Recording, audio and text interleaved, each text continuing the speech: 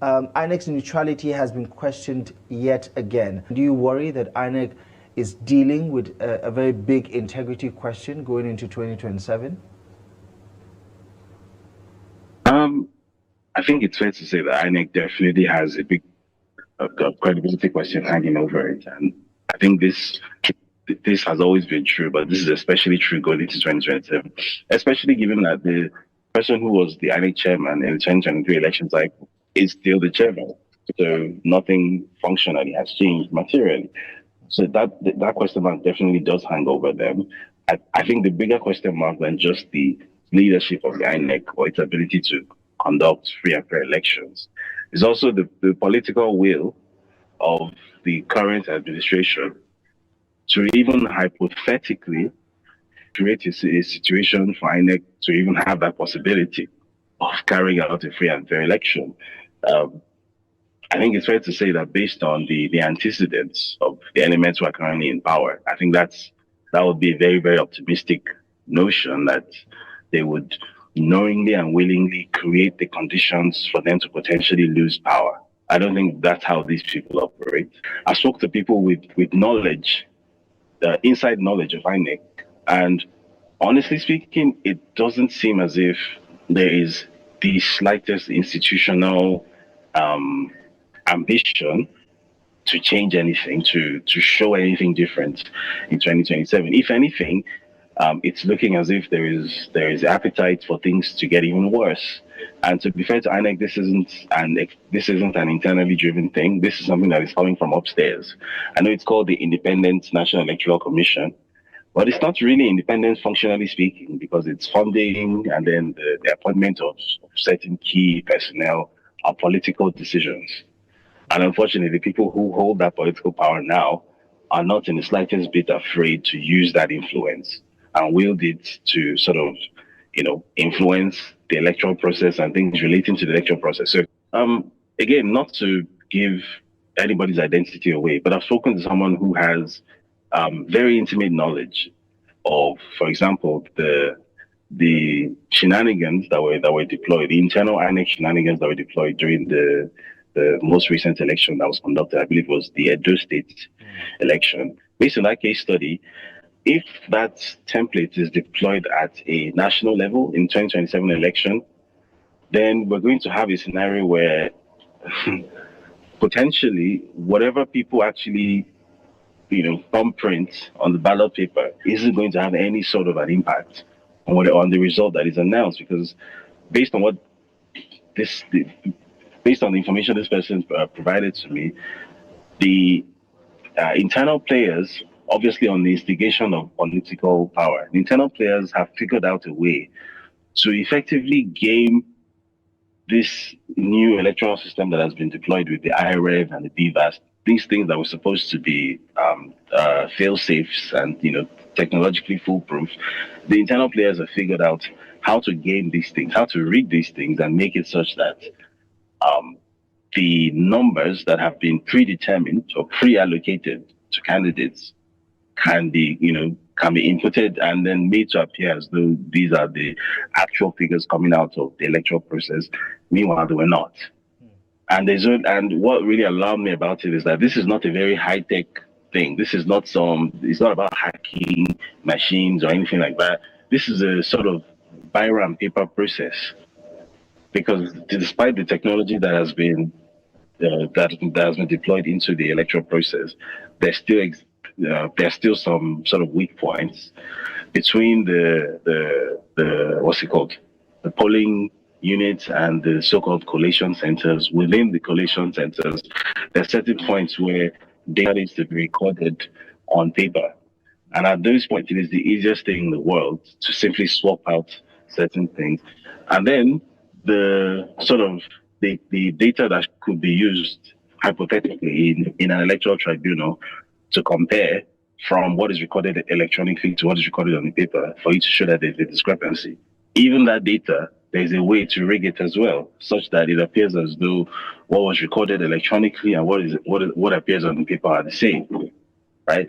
That is the scenario that we have. So, and the person who provided this information is an active internal player. right? This is not an outsider. This is not gist, right? This is not gossip. This is internal information. So if that has been deployed successfully in the Edo State election, I see no reason why it will not be deployed at federal level and across many other state elections in 2027. This is quite alarming now that the game plan for rigging the 2027 election is now coming out in the broad daylight. So we're getting to hear that firsthand from David Hundeyin, that the APC's plan to rig the election with the help of INEC and also the coordination with the Judiciary is now being exposed. So David Hundeyin just exposed to Nigerians the plans to rig the 2027 election from an insider. This should be very concerning to all of us Nigerians, whether you're home or in the diaspora. This plan by the APC to rig the 2027 election, allocating votes to the political parties and themselves, making sure that they come out as the winner, should be concerning to all of us, every single one of us. So, and he's spelled it all out completely. Edo State off-cycle election that happened recently is the blueprint. You know the way they rigged the 2024 election in Edo State? It's exactly what they want to do now again across board. Write the results, allocate the results, making sure that during that transmission or that transmission of that result between the polling unit and the collation center, that time when the result is transferred, that's the point they do the swapping. And then make sure that it is so plain and simple, it makes it difficult for the judges to say, no, nothing here. So you can see the game plan already. So David Hundeyin is spelling that out completely to all Nigerians. This is the plan to rig the 2027 election. INEC is in on it. The administration of Bola Tinubu is in on it. Edo State's off-cycle election is the blueprint. So what are we going to do? We have to speak up. We got to sensitize others. We have to get to everybody on time. This political party, APC, has no willpower. No political willpower to get you to vote them out in 2027. Nothing. The president said he said power is not served a la carte.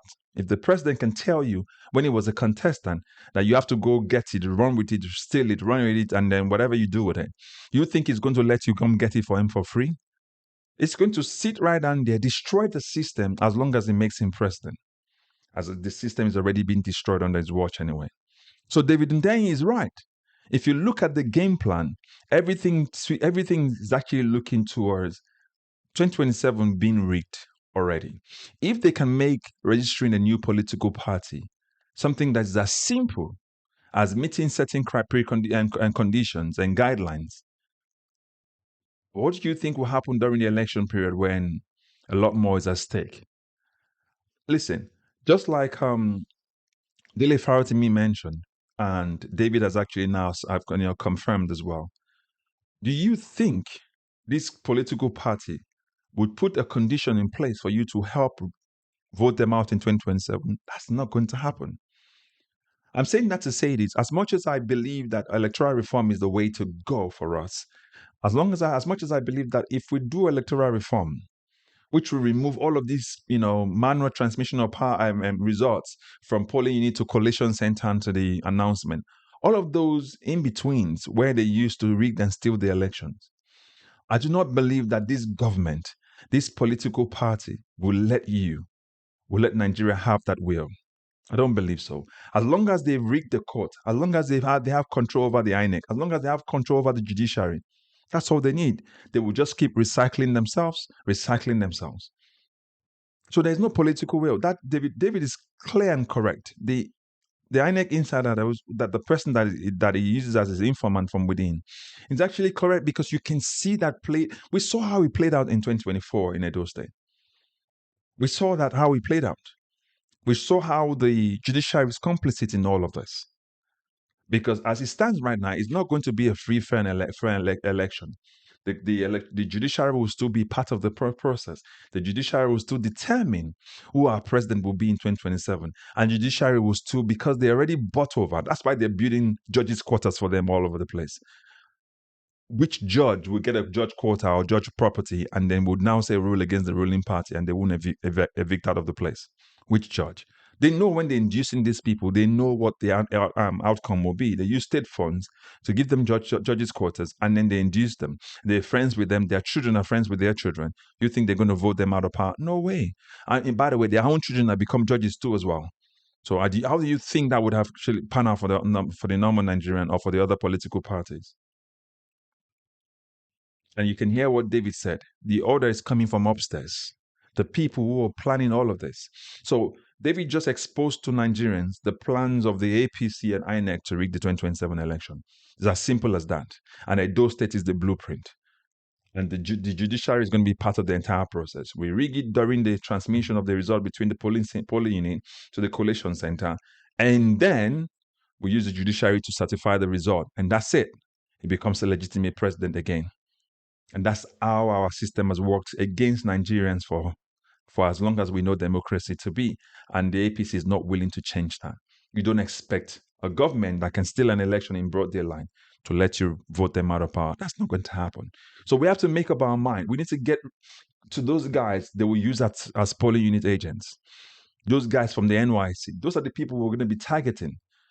Because the idea of electoral reform for this guy is clean and clear. It's plain and simple. They're never going to allow that happen. I don't expect that to happen. I won't hold my breath for it.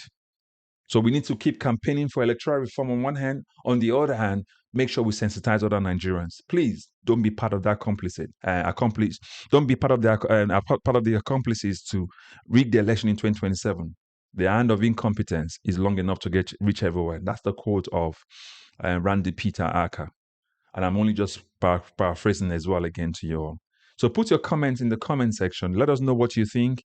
What do you think we can do to subvert the plans of these riggers and these political corrupt individuals who are ruling us right now?